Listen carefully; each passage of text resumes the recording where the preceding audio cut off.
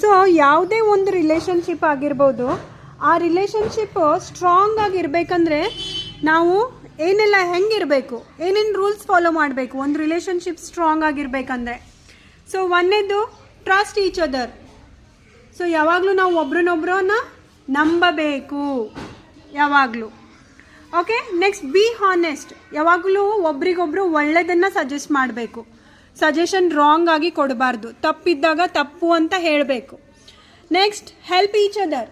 ಯಾವಾಗಲೂ ನಾವೇನು ಮಾಡಬೇಕು, ಒಬ್ಬರಿಗೆ ಇನ್ನೊಬ್ಬರಿಗೆ ಹೆಲ್ಪ್ ಮಾಡಬೇಕು. ಒಂದು ರಿಲೇಷನ್ಶಿಪ್ಪಲ್ಲಿ ಹೆಲ್ಪಿಂಗ್ ಈಸ್ ವೆರಿ ಇಂಪಾರ್ಟೆಂಟ್.